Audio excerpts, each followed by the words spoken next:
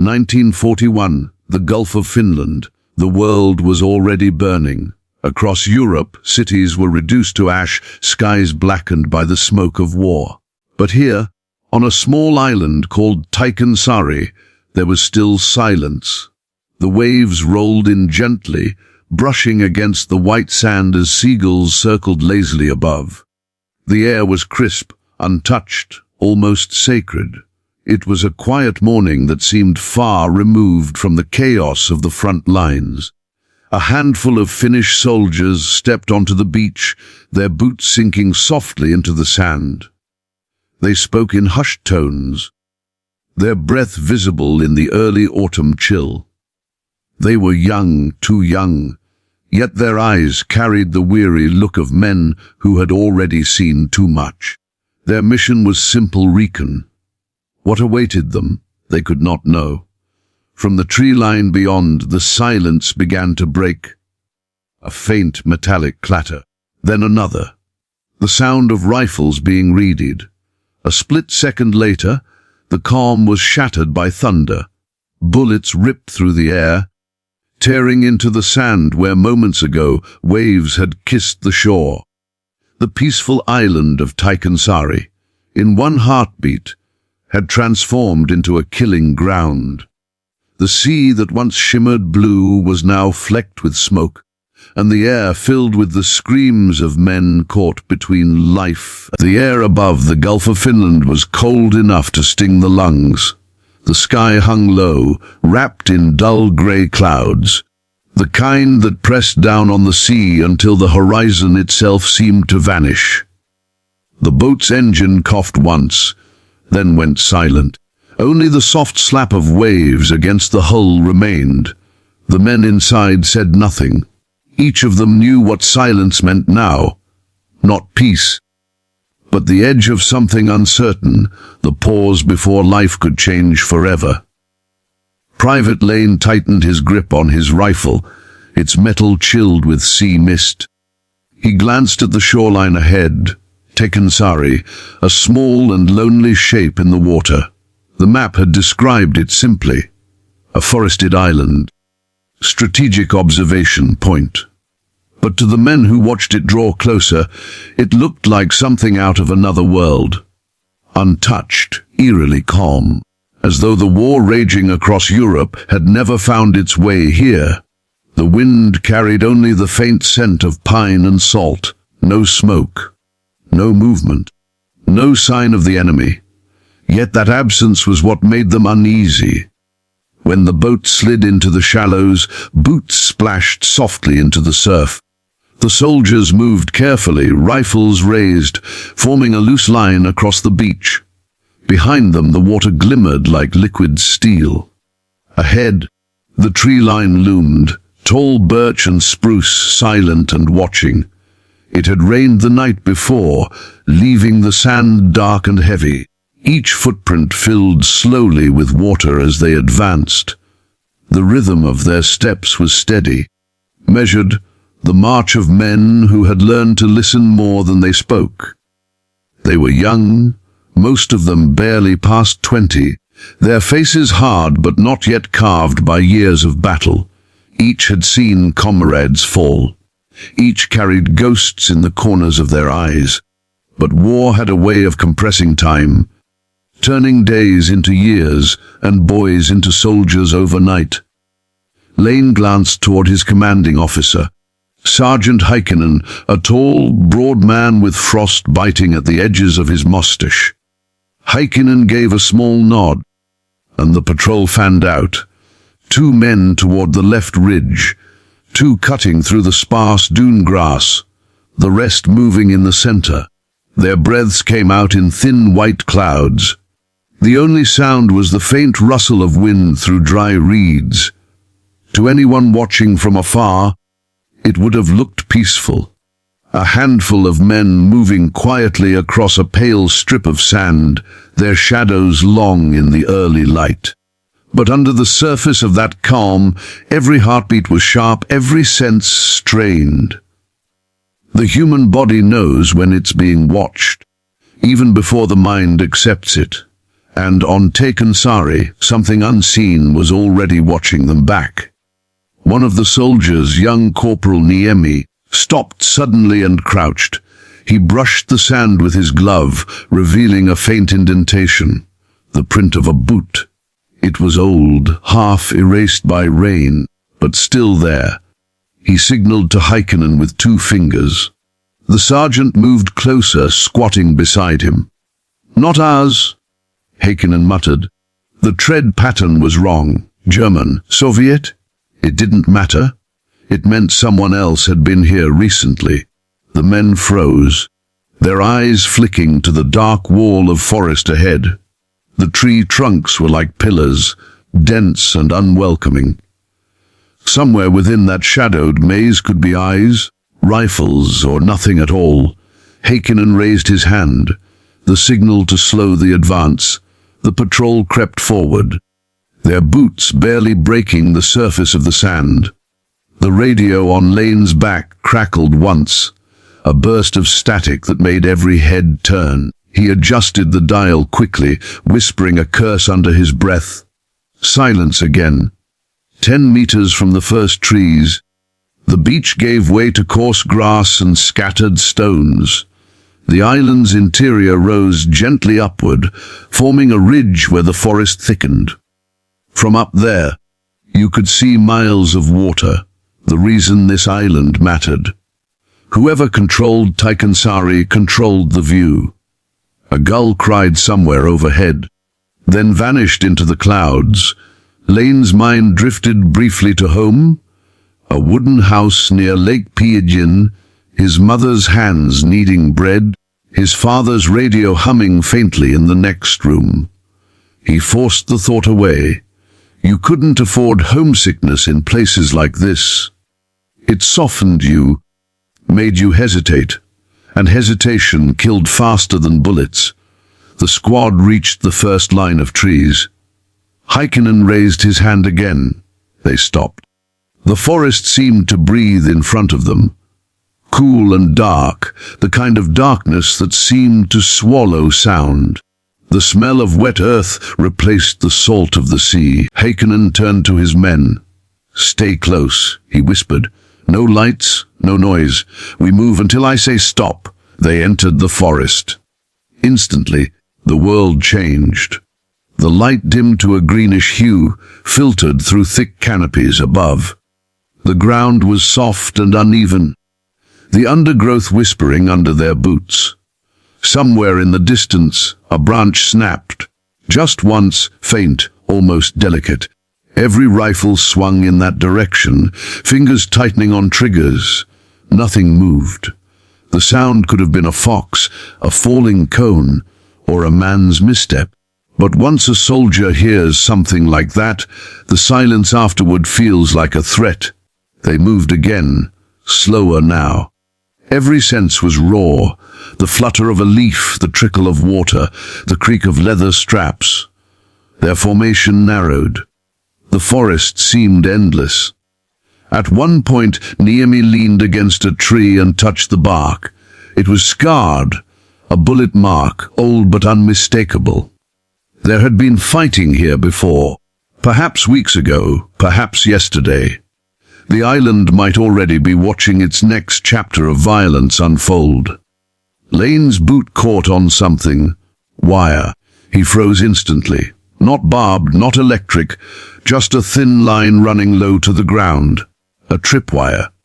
He dropped to one knee, tracing it with his fingers until it disappeared into a patch of leaves. His stomach tightened. He raised a hand to warn the others. Heikkinen moved forward, crouching beside him. "Careful," Lane whispered. The sergeant nodded, squinting through the brush. The wire led to a small metallic shape, half buried, a crude Soviet-made mine, perhaps forgotten or deliberately left. It hadn't been triggered, but it could have been meant as a warning. Someone knew patrols would come. Heikkinen disarmed it silently, cutting the wire with a steady hand. The patrol exhaled together, relief washing over them like a brief tide. But something else had shifted. The forest no longer felt empty. A few minutes later, they reached a small clearing, an oval of open space surrounded by trees. The grass here was trampled, the ground marked with the remnants of a campfire, charred wood, a few cigarette butts, and the faint imprint of boot soles. Someone had been here recently. Heikkinen crouched, touching the ashes. Still damp, but not cold. Less than 2 days old. Could be scouts, whispered Niemi. Or snipers, another replied. The sergeant didn't answer. He stood, scanning the tree line. His instinct told him they weren't alone. He could feel it. The same way you can feel a thunderstorm before it breaks. Then it came. A faint metallic click, so soft it could have been mistaken for an insect. But to a soldier, that sound was unmistakable. The slide of a rifle bolt being chambered. Heikkinen froze. His hand went up sharply. Down! The men dropped instantly, flattening into the damp earth. For a moment, there was nothing. The forest held its breath. Even the wind seemed to stop. Then, from somewhere in the trees, a shadow moved. It was brief, almost invisible. A flicker between two trunks. But it was enough. The calm they'd carried from the beach cracked apart like glass. Heikkinen whispered into the radio, his voice low and urgent. Contact. Possible enemy movement. Northeast quadrant. The static hissed again, then went dead. Lane's heart hammered so loud he could hear it in his ears. His finger rested against the trigger, his eyes scanning the tree line, the shadows, the space between them. The silence stretched until it felt unbearable. The kind of silence that bends time, stretching every second into eternity. And then, a single rifle shot split the air. The sound was like a thunderclap, echoing through the forest, bouncing off trees and tearing through the calm morning like a scream. Bark exploded from a nearby trunk, showering Lane with splinters. Another shot followed. Then another. Heikkinen shouted an order, and the forest erupted into motion. The men dove for cover, returning fire in bursts, but they couldn't see where the enemy was. The gunfire came from everywhere and nowhere. Distant but close, hidden and all around. In seconds, Teikansaari's stillness was gone. The quiet island had transformed into a deadly trap. Lane pressed himself into the dirt, eyes wide, breath shaking. He saw Niemi crawl toward a fallen log, firing in short, controlled bursts. The smell of gunpowder filled the air, sharp and choking. The forest, moments ago so calm, was now alive with chaos. This was not reconnaissance anymore. This was survival. The enemy knew the terrain, the Finns did not. Every tree, every slope, every rock worked against them. And yet they fought. Not because they wanted to, but because they had no other choice. For minutes that felt like hours, the forest burned with sound. And then, as suddenly as it began, the gunfire stopped. Only smoke lingered, curling between the trees, rising into the grey sky. The men stayed low, rifles still aimed, fingers trembling. They had survived the first strike, but something in their faces had changed. The innocence of the morning, the illusion of a quiet patrol. It was gone. They had stepped into history's jaws, and the jaws had closed. The calm before the storm had passed. Teikansaari was no longer a silent island. It was a battlefield waiting to be named. The silence didn't end with a warning. It ended with fire. The first bullet tore through a tree trunk inches from Sergeant Heikkinen's head. Bark exploded, scattering across the ground like sparks from a grinder. Heikkinen didn't flinch. He just shouted one word, Diobabla. The world erupted. Automatic gunfire burst from the tree line in vicious, uneven waves. The sharp crack of Soviet rifles echoed through the island like thunder ricocheting off water. The Finns scattered, diving behind rocks, roots, and fragments of fallen trees. Within seconds, the peaceful forest had transformed into chaos. The crisp air was replaced by smoke and the acrid sting of gunpowder. Private Lane hit the ground hard, rolling into the cover of a shallow ditch. His heart slammed against his ribs as dirt and bullets rained over him. He could taste the soil, smell the sharp scent of burning wood. Somewhere nearby, a man screamed, a raw, human sound that cut through the roar of gunfire like a knife. Another burst of automatic fire followed, and then there was only the terrible rhythm of war: bursts, echoes, silence, reload. "Return fire!"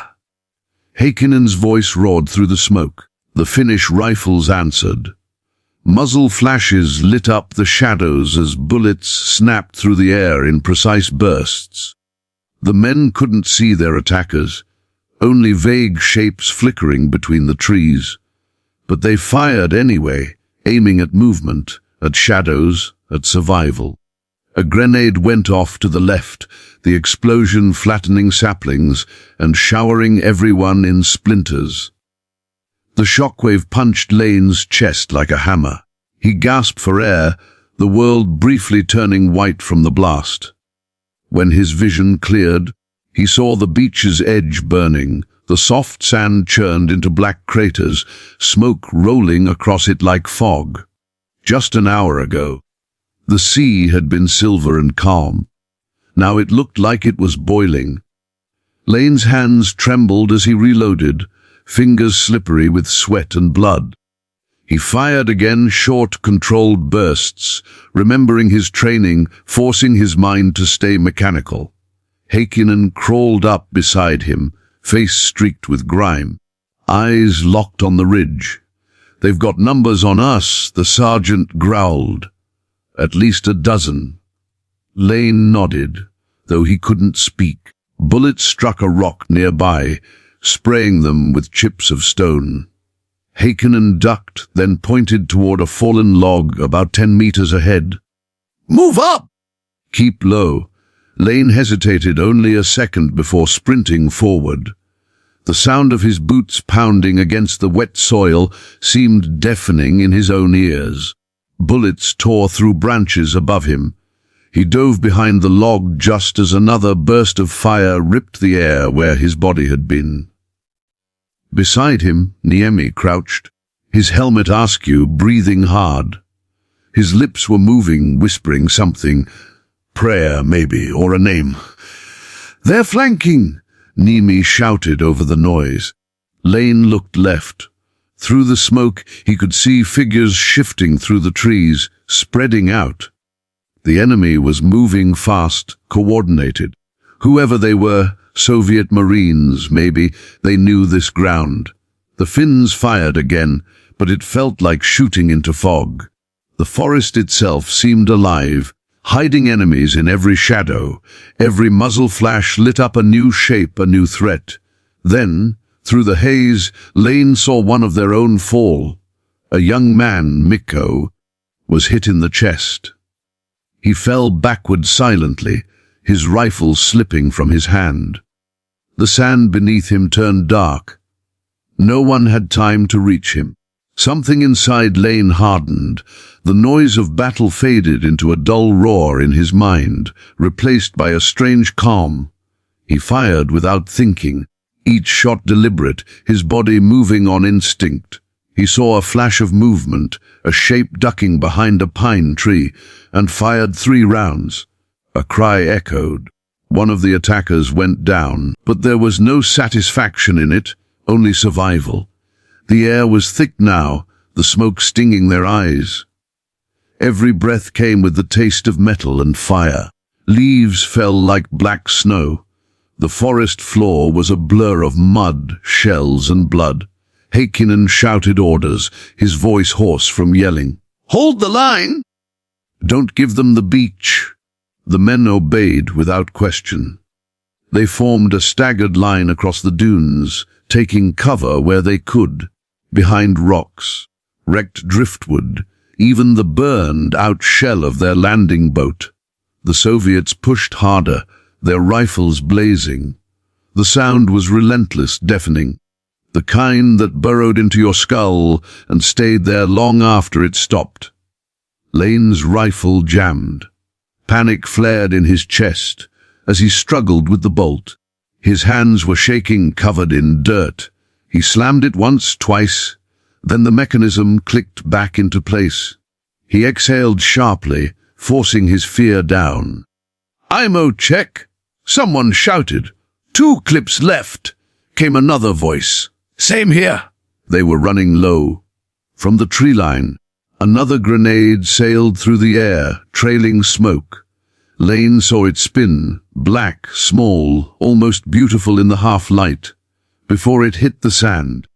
He threw himself down as it exploded.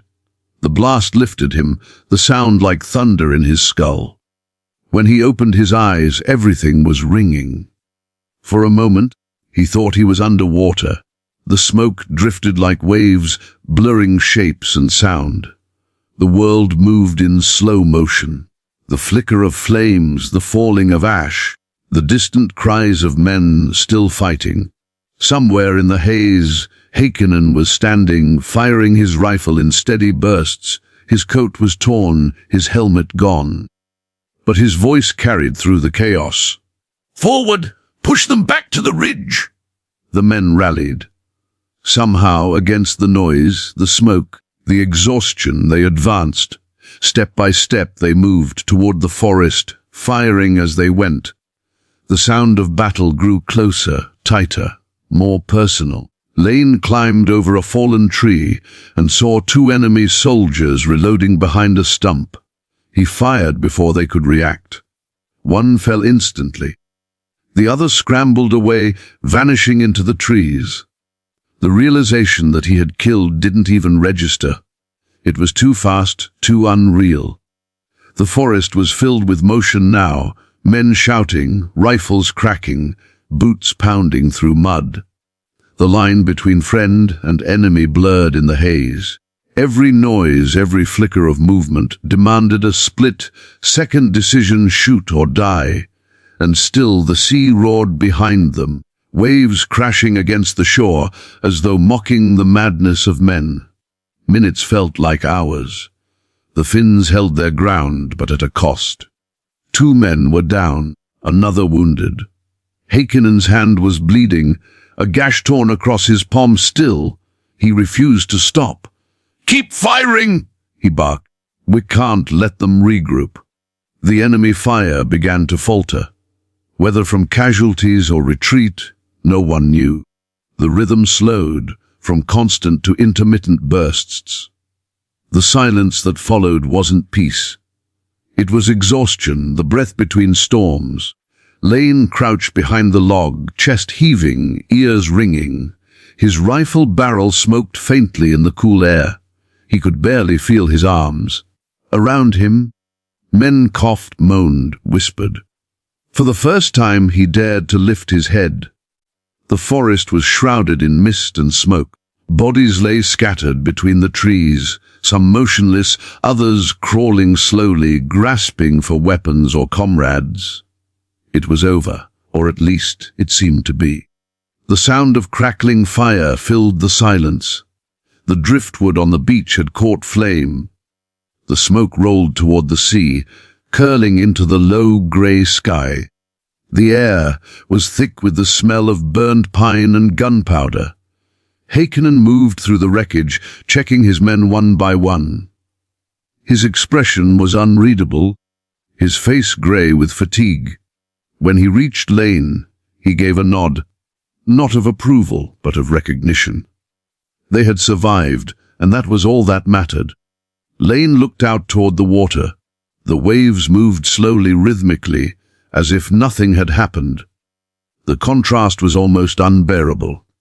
Just beyond the surf, their boat still rocked gently, riddled with bullet holes. The world had returned to silence, but it was a different kind of silence, one filled with echoes and ghosts. Somewhere in the forest, a wounded man cried out in a language Lane didn't understand. The sound rose, then faded. The Finns didn't move. They had learned in war that mercy often came second to survival. As the sun began to set, its dull red light filtered through the haze, turning the island into a surreal landscape, half beauty, half horror. The trees stood black against the firelit sky. Smoke drifted over the water like a dying breath. Teikansaari, once so still, now carried the memory of every shout, every explosion, every life lost in those brief, violent minutes. No one spoke. There was nothing left to say. For a few moments, the only sound was the sea, steady, eternal, uncaring. In that moment, Lane understood what war truly was. Not the glory, not the flags, not the songs. It was this, men lying still on a cold shore, their faces turned toward the same sky they'd seen that morning. The quiet after chaos. The silence that never really ends. He closed his eyes. The beach that had been their arrival point was now their scar. The sea rolled on. The gunfire had ceased, leaving behind a silence that was heavier than any sound could ever be. It pressed down on the survivors, weighing on their shoulders, filling their ears with a phantom roar of what had just occurred. The beach, once kissed by gentle waves and morning sunlight, now stretched out like a scar. Sand was turned to mud, darkened with water, blood, and soot. Pieces of shattered driftwood, splintered rocks, and scorched foliage littered the shore. Each step forward sank into the earth slightly, reminding the soldiers of every life that had fallen and every bullet that had struck before them. Private Lane moved cautiously, his rifle raised but lowered slightly. His eyes scanned the twisted remains of the landing area, the burnt boat, torn canvas, broken crates of ammunition. Smoke curled lazily from the remnants of a fire that had spread across the dunes during the clash. The smell of gunpowder still hung thick in the air, mingling with the sharp, briny scent of the sea. Every inhalation reminded him of the fragility of life. The echoes of the fight clung to him, lingering in the rhythm of his heartbeat, in the stiffness of his limbs. The men were no longer organized. They moved in scattered groups, kneeling beside comrades to check for breathing, whispering names that would not respond. Hakanen's voice carried across the wreckage, hoarse from shouting and exhaustion, giving orders that felt hollow in the wake of death. The survivors counted the cost silently, as though even speaking the numbers aloud would make them real. Their eyes were glazed, scanning the dunes, the forest edge and the tree line beyond, always wary, always expecting a shadow to move, a rifle to flare. Bodies lay strewn across the beach and forest floor. Some had fallen mid-run, others had dropped in defensive positions, rifles still clutched to their chests. Lane stepped over one man, and another's hand brushed against his boot. A reminder that they had been inches from joining them in death. He swallowed hard and pressed forward. The shoreline, now scarred and blackened, reflected the dull red of the dying sun. Waves lapped gently at the edge, indifferent to the devastation that lined the sand. The sea itself seemed to mourn, pulling away fragments of wood, blood, and shell casings with each ebbing tide. The forest beyond the dunes was silent too. The trees, which had hidden enemies moments ago, now stood as solemn witnesses to the battle's aftermath. Branches, once bent and broken by bullets and shrapnel, now swayed gently in the evening breeze. The air smelled of burnt pine and wet earth, a contrast of destruction and resilience. Small birds cautiously returned, hopping along the edge of the forest and pecking at the fallen debris, unaware of the human tragedy they observed. Lane's gaze found Niemi, crouched beside a fallen comrade, muttering a prayer under his breath. The words were soft, almost inaudible over the distant crash of waves, yet they carried weight. The soldiers moved in quiet reverence as they tended to the wounded, improvising stretchers from spare canvas and branches, checking pulses and bandaging wounds with trembling hands. Each action was methodical, driven not by hope but by necessity. Life, however fragile, had to be preserved, if only for a few more moments. Heikannan gathered the men into a rough formation, their weapons lowered but still within reach. The survivors exchanged brief, silent glances. Their faces were smeared with dirt, sweat, and tears. Some wept openly, others stared blankly at the ground. The camaraderie forged through shared terror, and near death was now the only thread connecting them to the world they had known that morning. Each soldier understood that the island had changed them irrevocably. Teikansaari was no longer just a patch of land in the Gulf of Finland. It was a witness to their ordeal, a graveyard of fleeting youth, courage, and innocence. The sea continued its endless motion, indifferent to the human suffering on its shores. Lane knelt, picking up a fragment of splintered wood and holding it in his hands. It was a remnant of the boat, charred at one end, smooth from waves at the other. It symbolized both the fragility of survival and the violence of war, a single object carrying the weight of everything that had transpired. Around him, the other men did the same, collecting personal effects from fallen comrades, small mementos of a life that was suddenly so fragile, so fleeting. Night began to fall over Teikansaari, the sky deepening to a bruise like purple. Shadows stretched long over the sand and twisted wreckage. Lanterns were lit where possible, their flickering flames casting dancing light across the desolate scene. The fire that had burned on the dunes now smoldered, sending thin streams of smoke into the air. The men gathered around, exhausted beyond measure, their minds reeling with adrenaline and grief.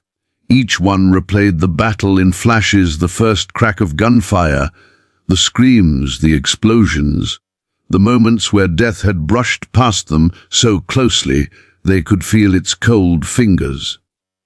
As darkness fully descended, Lane stood near the edge of the forest, looking out over the blackened sand. His hands shook, his body ached, and yet his mind could not fully process the scale of what had occurred. The battlefield had been transformed in minutes, from an island of quiet beauty to a tableau of death, smoke, and fire.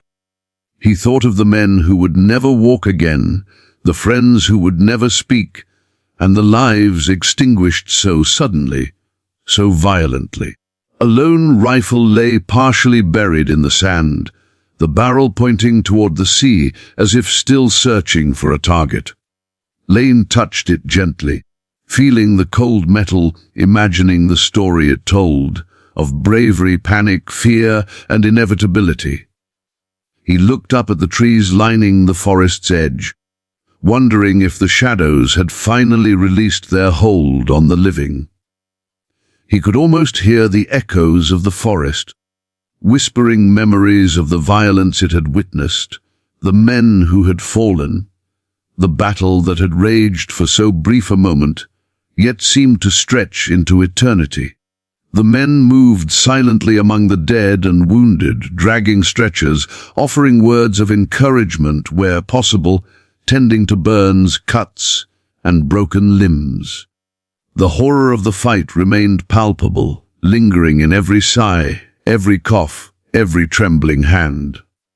They understood that survival was a gift, and with it came a responsibility to remember, to carry the stories of those who had fallen forward. As the last light faded, a chill settled over the island. Lane wrapped his coat tighter, his eyes scanning the horizon. The sea glimmered faintly under the moonlight, and he realized that its waves would continue to roll, indifferent to the cost paid on its shores. Teikansaari would stand unchanged in form, yet forever marked by what had happened there. They made a camp where they could, huddled around small fires, speaking only when necessary. The beach was littered with remnants of battle, empty cartridges, broken weapons, scorch marks, and footprints that led nowhere. Their shadows danced across the dunes, long and distorted in the firelight, echoing the horrors of the day in their twisted forms. Each man stared into the flames, seeing in the flickering light the faces of fallen comrades, the enemies they had fought, and the island that had changed them all forever. Lane found a moment to sit quietly, gazing at the wreckage of the boat, the burned driftwood, the scarred dunes. His mind replayed the sounds, the sights, the chaos. He knew that when morning came, Teikansaari would seem deceptively peaceful again. The sea would lap gently against the shore, the wind would rustle the trees, and the sun would rise over a landscape that looked unchanged to an outsider. But for those who had survived, nothing would ever be the same.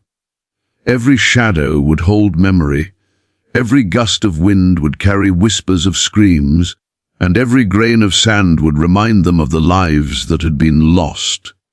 Silence returned, heavy and complete.